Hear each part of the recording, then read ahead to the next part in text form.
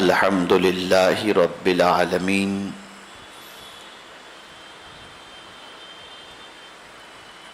والعاقبۃ للمتقین والصلاة والسلام علی سید الانبیاء والمرسلین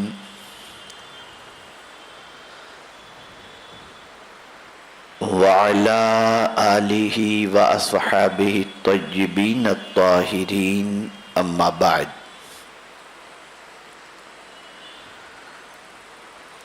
فاعوذ باللہ من الشیطان الرجیم بسم اللہ الرحمن الرحیم ومن یطع اللہ ورسولہ فقد فاز فوزا عظیما وقال اللہ فی مقام آخر ومن یوق شح نفسہ فأولئک هم المفلحون وقال اللہ فی مقام آخر قد افلح من تزکا وذکر اسم ربہ فصلی صدق اللہ العظیم الصلاة والسلام علیکہ یا رسول اللہ الصلاة والسلام علیکہ یا حبیب اللہ الصلاة والسلام علیکہ یا نبی اللہ الصلاة والسلام علیکہ یا نور اللہ وعلی آلک واصحابک یا حبیب اللہ صلی اللہ تعالی علیہ وسلم۔ میرے پیارے آقا صلی اللہ تعالی علیہ وسلم کے پیارے دیوانوں، گزشتہ سے پیوستہ اجتماع میں آپ نے کامیابی کا قرآنی تصور اس پر گفتگو سماعت فرمانے کا شرف حاصل کیا تھا، اور چونکہ اس کے بعد مجھے افریقہ کے کئی ملکوں کے دورے پر جانا تھا تو وہاں کے دوروں سے آج صبح ہی فجر کی نماز ہم نے ایئرپورٹ پر ادا کی اور صبح ہی پہنچے ہیں، اور پھر ابھی چونکہ 12:30 کی میری دہلی کے لیے فلائٹ ہے تو پھر مجھے ابھی نکلنا ہے، اس لیے معمول سے پہلے آج میں بیان کے لیے حاضر آیا، لیکن میں اپنے ساتھیوں کو اور آپ سب کو مبارکباد پیش کرتا ہوں اور آپ کے لیے دعا کرتا ہوں کہ اللہ آپ سب کی کاوشوں کو قبول فرمائے کہ آپ آج وقت سے پہلے ہی ہفتہ واری اجتماع میں حاضر ہو کر ذوق سماعت کا مظاہرہ کر رہے ہیں۔ اللہ تعالیٰ مجھے حق کہنے اور آپ سب کو حق سننے کی توفیق عطا فرمائے۔ کامیابی ایک ایسا لفظ ہے جس لفظ کے اندر انسان کے بے شمار ارمان پوشیدہ ہیں۔ انسان جو بھی کرتا ہے اس کے پیچھے اس کی غرض و غایت کامیابی ہوتی ہے، کامرانی ہوتی ہے۔ جہاں ہم نے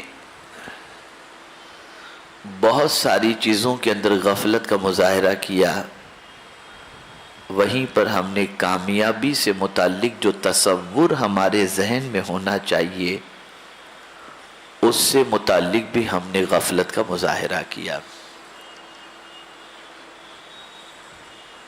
ہماری نظر صرف دنیا پر آ کر اٹک گئی، اور صبح سے لے کر رات تک اور رات سے لے کر صبح تک ہمارے دل و دماغ میں اگر کہیں کی کامیابی کا تصور ہے تو پھر زمین کی اوپر کی کامیابی کا تصور، اور اس زمین کی کامیابی کے تصور کی بنیاد پر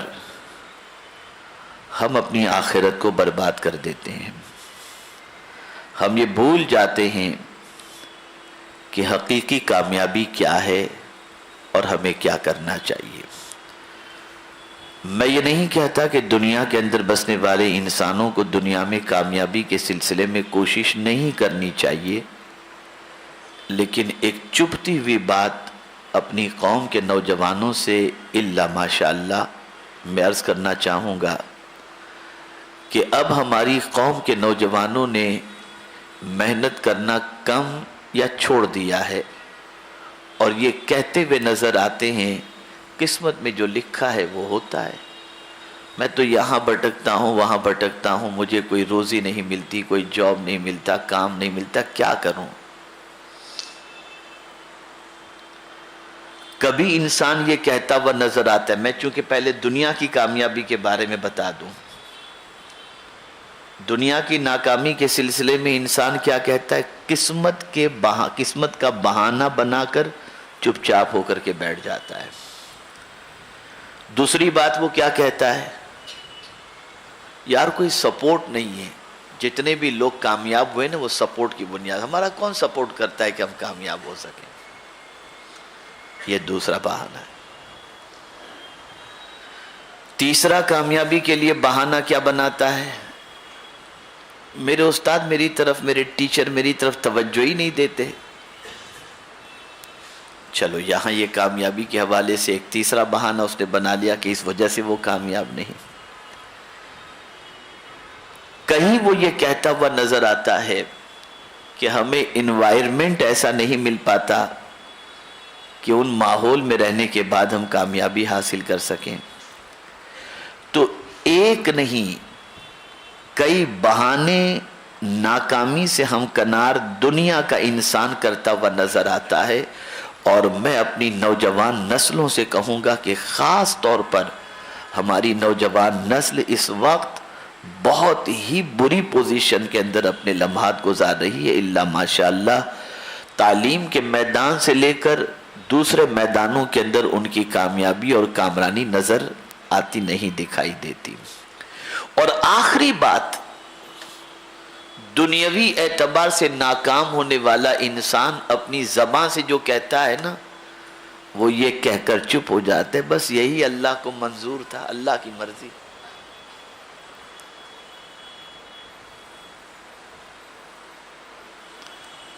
میرے پیارے آقا صلی اللہ تعالی علیہ وسلم کے پیارے دیوانوں، اب میں آپ کو دنیاوی کامیابی حاصل کرنے کے لیے، چاہے وہ تعلیم کی کامیابی ہو، چاہے وہ تجارت کی کامیابی ہو، چاہے کسی اعتبار کی بھی اگر آپ دنیا کے اندر کامیابی حاصل کرنا چاہتے ہیں تو آپ کو چند چیزوں کو اپنانا پڑے گا، جسے اپنانے کا قرآن و احادیث کے اندر اللہ اور اس کے رسول جل جلالہ و صلی اللہ علیہ وسلم نے حکم عطا فرمایا۔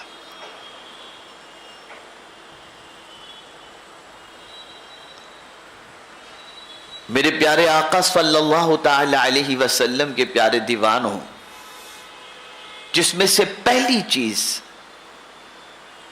جسے اپنائے بغیر آپ کامیاب نہیں ہو سکتے، اور وہ پہلی چیز ہے سستی سے اپنے رشتے کو توڑ دینا اور اپنے آپ کو چاق و چوبند اور چست بنانا۔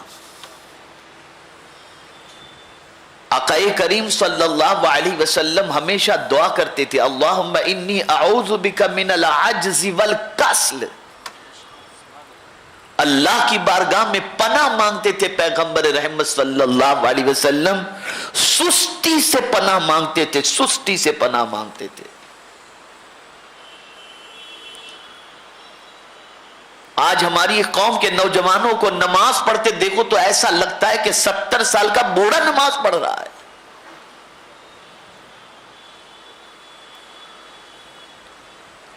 سستی اتنی طاری ہو چکی ہے کہ بدن میں جیسے طاقت نام کی کوئی چیز ہے ہی نہیں، اپنے آپ کو چاق و چوبند نہیں رکھ پاتے، چست نہیں رکھ پاتے، اور خاص طور پر ایسی غذاؤں کا استعمال کرتے ہیں جن غذاؤں کی بنیاد پر بدن کے اندر سستی پیدا ہو۔ میرا اپنا ٹوٹا پھوٹا ریسرچ ہے اور تحقیق ہے کہ آقائے کریم صلی اللہ علیہ وسلم نے اپنی زندگی میں کوئی ایسی غذا استعمال نہیں فرمائی جس کی وجہ سے بدن میں سستی پیدا ہو۔ تاریخ اٹھا کر دیکھ لیجئے، سرکار صلی اللہ علیہ وسلم کی غذاؤں کا مطالعہ کر لیجئے آپ، اور یہی پوزیشن صحابہ کی رہی، اولیاء کرام کی رہی، تابعین کی رہی۔ کیا وجہ تھی کہ ان پر عشاء کی نماز سے لے کر فجر کی نماز تک شب بیداری کرنا اور 1000 رکعت نفل پڑھنا ان کے لیے کوئی مشکل نہیں ہوتا تھا؟ ہمارے لیے 2 رکعت عشاء کے نفل پڑھنا بھاری پڑ جاتا ہے، کیوں؟ تو پہلی چیز، سستی سے رشتہ توڑو۔ جب آپ سست نہیں رہیں گے، غذاؤں کا استعمال پرفیکٹ طور پر کریں گے، اور اس کے بعد جب سستی سے آپ کا رشتہ ٹوٹ کر کے آپ کے اندر چستی اور چاق و چوبند آپ ہو جائیں گے، تب جا کر آپ کامیابی کے زینے کی طرف پہلا قدم بڑھاتے ہوئے نظر آئیں گے۔ دوسری چیز، جذبہ۔ بہانہ بنانے سے کام نہیں چلتا۔ قسمت میں لکھا تھا، نہیں ملتا، یہ نہیں ہوتا، وہ نہیں ہوتا۔ اگر یہی ساری چیزیں ہیں تو پھر قرآن مقدس میں اللہ نے کیوں فرمایا وَأَن لَيْسَ لِلْإِنسَانِ إِلَّا مَا سَعَى؟ انسان کو نہیں ملتا مگر وہی جو اس نے کوشش کی۔ قرآن کوشش کے بارے میں کہہ رہا ہے، اور آگے قرآن نے فرمایا وَأَنَّ سَعْيَهُ سَوْفَ يُرَى أَوْ كَمَا قَالَ، کہ جیسی تم محنت کرو گے اسی محنت کے مطابق تمہیں اس کا اجر دکھایا جائے گا۔ دنیاوی کامیابی کے لیے بھی قرآن نے دستور عطا فرمایا ہے، اور وہ یہ ہے کہ آپ کو محنت کرنی پڑے گی، آپ کو کوشش کرنی پڑے گی، آپ کو جد و جہد کرنی پڑے گی، آپ کو اپنی محنت و مشقت کے اندر کوتاہی سے دامن بچانا پڑے گا۔ جب آپ کوشش کریں گے تو جب رب نے فرمایا کہ تمہاری کوشش کا صلہ تمہیں دکھایا جائے گا تو اس کا وعدہ حق ہے، اور اس کے وعدے کے مطابق وہ کوشش کا بدلہ تمہیں ضرور عطا فرمائے گا۔ میرے پیارے آقا صلی اللہ تعالی علیہ وسلم کے پیارے دیوانوں، تیسری چیز ہے، یہ دنیاوی کامیابی کے بارے میں بتا رہا ہوں، تیسری چیز ہے ٹارگٹ کا تعین۔ اپنی زندگی کا کوئی ہدف آپ متعین کریں، مجھے زندگی میں یہ بننا ہے۔ آپ نے اگر ٹارگٹ متعین کر لیا اور آپ اس ٹارگٹ کے اوپر فوکس کر رہے ہیں اور اس ٹارگٹ کے سلسلے میں آپ تگودو کر رہے ہیں، محنت کر رہے ہیں، اور اس ٹارگٹ کو اچیو کرنے کے لیے جو راہیں جائز اختیار کرنی ہیں ان جائز راہوں کو آپ اگر اختیار کریں گے تو اللہ کا وعدہ حق ہے کہ آپ اپنے مقصد کے اندر کامیابی اور کامرانی حاصل کر لیں گے۔ بہت سارے غریب بچے جن کو سپورٹ کرنے والا کوئی نہیں ہوتا، لیکن ان کا ویژن ہوتا ہے، ان کا ٹارگٹ ہوتا ہے، اور آپ دیکھتے ہیں کہ جھوپڑ پٹی اور میونسپلٹی کی اسکول میں پڑھنے والے بچے اتنے پرسنٹیج لے کر آتے ہیں کہ ناز و نعیم میں اور بنگلوں میں رہنے والے بچے بھی اتنے پرسنٹیج لا کر کے کامیاب نہیں ہوتے۔ وجہ کیا ہے؟ ٹارگٹ، ہدف۔ مسلمانوں کا ہدف کیا ہے؟ نوجوانوں کا ہدف کیا ہے؟ ایزی منی، ایزی منی، محنت کے ساتھ نہیں۔ کس طرح سے آسانی سے ہمیں دولت مل جائے۔ کوئی اگر آپ سے کہے کہ صبح 10 بجے آپ کو جوائن کرنا ہے ڈیوٹی اور 8 بجے تک ڈیوٹی، نہیں، آپ دوپہر کے بعد کی کوئی ڈیوٹی بھلے رات 3 بجے تک کرائیں، صبح تو ہم سے نہیں اٹھا جاتا۔ یہ حال ہے ہمارا۔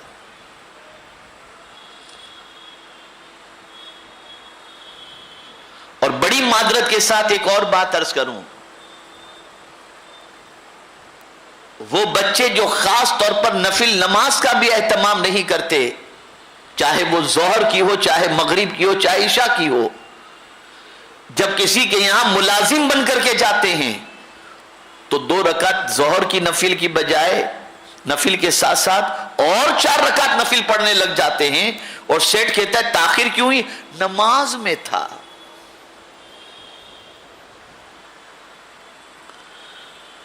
نوکری کرتے وقت آپ کو نفل یاد آتی ہے اور نوکری چھوڑ گئی یا جاب پر نہیں ہو تو نفل یاد نہیں آتی آپ کو. یہ ساری چیزیں آج ہماری تباہی اور بربادی کا سبب ہیں. زندگی میں کبھی اس بات کو ذہن کے اندر محفوظ کر لو کہ اللہ عز و جل کوشش کرنے والے کی کوشش کو کبھی رائیگاں نہیں فرماتا. اسے ذہن کے اندر رکھو.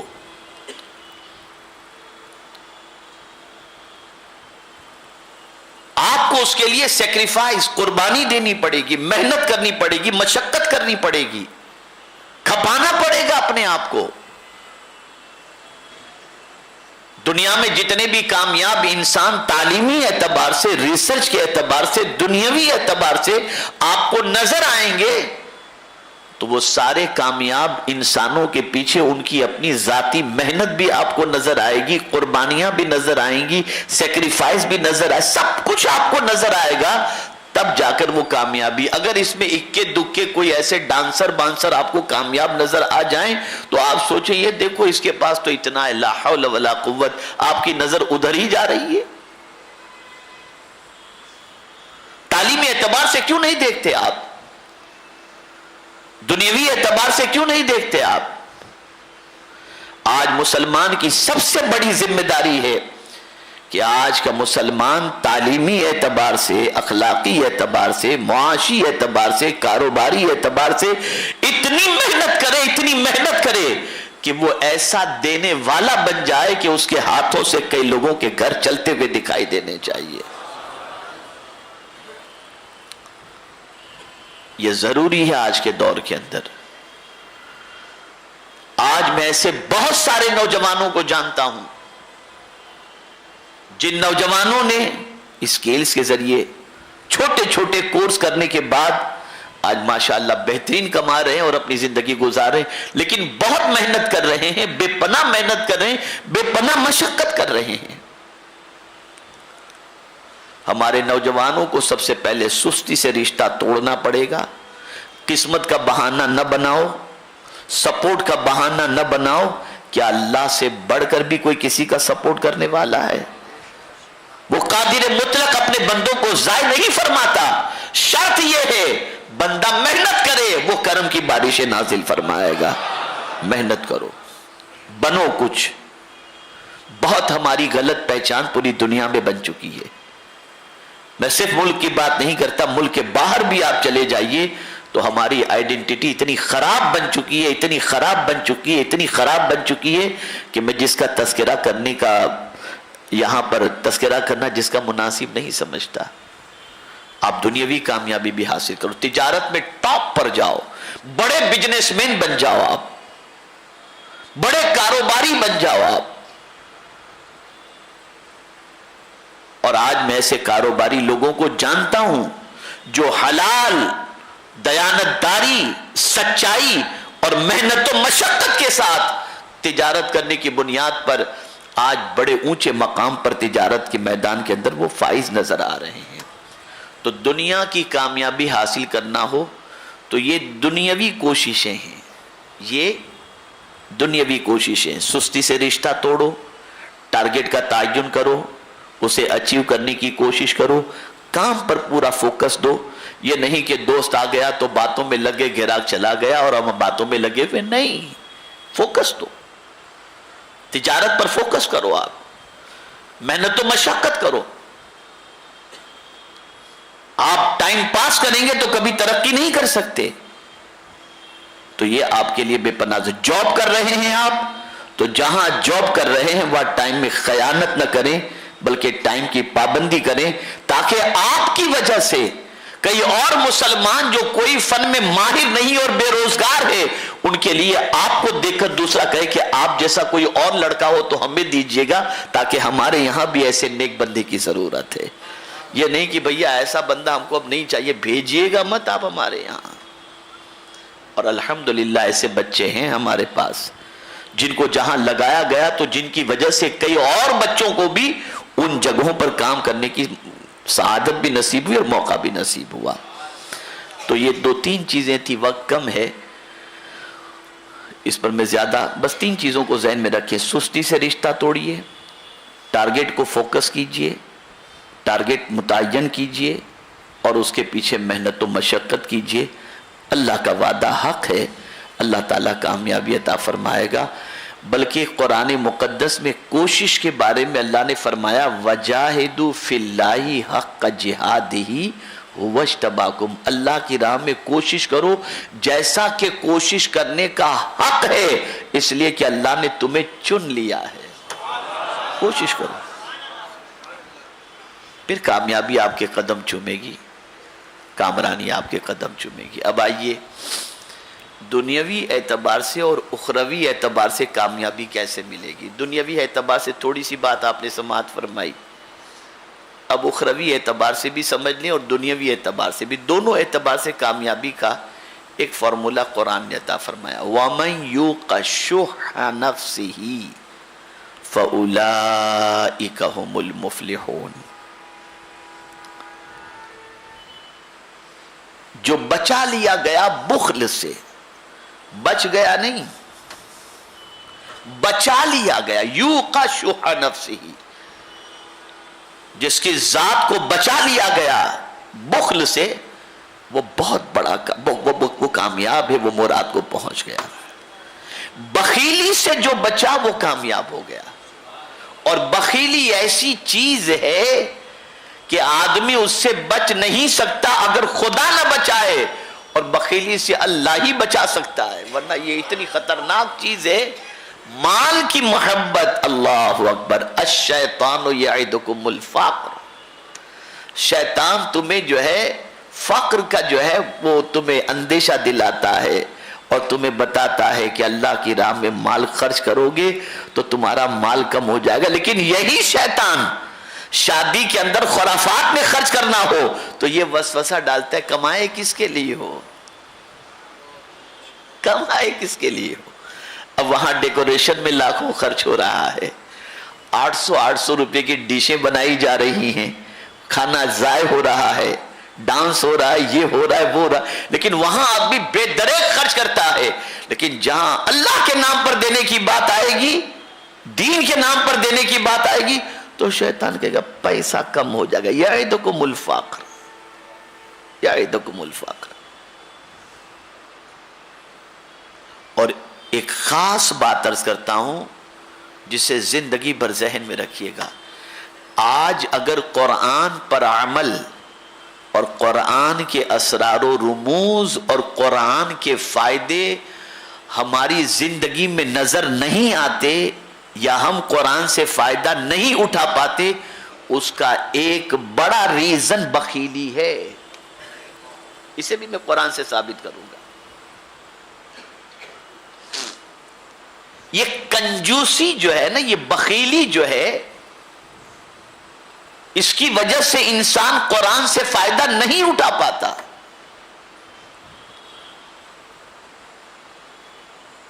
اور جس کے دل میں سخاوت کا جذبہ ہو، اللہ اس پر قرآن کی حکمت کے دروازے کھول دیتا ہے. آئیے میں اس کو قرآن شریف سے سمجھاؤں. قرآن کہتا ہے ذالک الکتاب لا ریب فیہ ھدی للمتقین، متقیوں کے لیے ہدایت کی کتاب.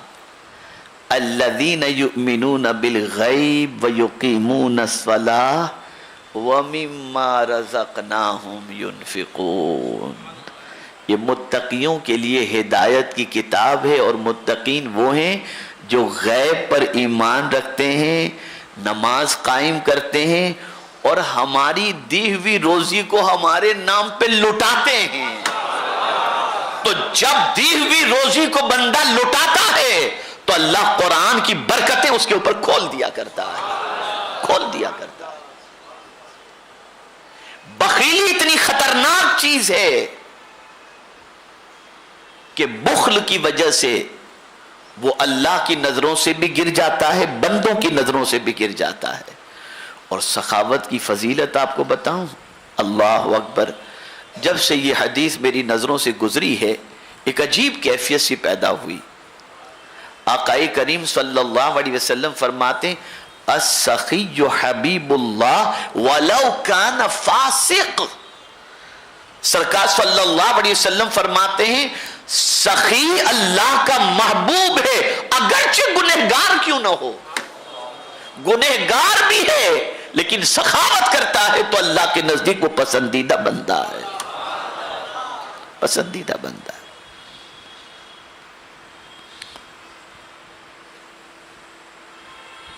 میرے پیارے آقا صلی اللہ تعالی علیہ وسلم کے پیارے دیوانوں، مال کی محبت دل کے اندر اتنی جمی ہوئی رہتی ہے انسان کے کہ اٹکتا ہے، مال نکالنا ہو تو اٹکتا ہے دل کے اندر۔ تو یہ مال کی محبت اللہ نے دل میں ڈالی ہے، نہیں ڈالی ایسی بات نہیں ہے۔ زُيِّنَ لِلنَّاسِ حُبُّ الشَّهَوَاتِ، یہ قرآن نے کہا ہے، پوری تفصیل ہے اس کی۔ جن جن چیزوں کی محبت اللہ نے دل کے اندر ڈالی ہے اس کا تذکرہ قرآن شریف کے اندر موجود ہے، لیکن پھر قرآن نے یہ بھی فرما دیا کہ یہ محبت تمہارے دل میں ڈالی تو گئی لیکن ان ساری چیزوں سے محبت زیادہ اللہ کی ہونی چاہیے اور اس کے رسول کی ہونی چاہیے۔ اب تمہیں ہی کہا جاتا ہے کہ تم اپنے نفس کو اگر اپنی ذات کو کامیاب کرنا چاہتے ہو تو تم بخیلی سے اپنے آپ کو بچنے کی دعا کرو کہ اللہ ہمیں بخیلی سے بچا۔ اللہ تمہیں بخیلی سے بچا لے تو سمجھ لو کہ تم کامیاب ہو گئے۔ یہ قرآن کا فیصلہ ہے وَمَن يُوقَ شُحَّ نَفْسِهِ فَأُولَئِكَ هُمُ الْمُفْلِحُونَ۔ میرے پیارے آقا صلی اللہ تعالی علیہ وسلم کے پیارے دیوانوں، آقا کریم رؤوف الرحیم علیہ التحیۃ والتسلیم سخاوت کے سلسلے میں ایسے سخی تھے، ایسے سخی تھے، ایسے سخی تھے کہ سب سے بڑا سخی اللہ اور اللہ کے بعد انسانوں میں سب سے بڑے سخی مصطفیٰ جان رحمت صلی اللہ علیہ وسلم ایسا اپنے غلاموں کو دیا اور مانگنے والوں کو دیا کہ لینے والے خود دینے والے بن گئے، دینے والے۔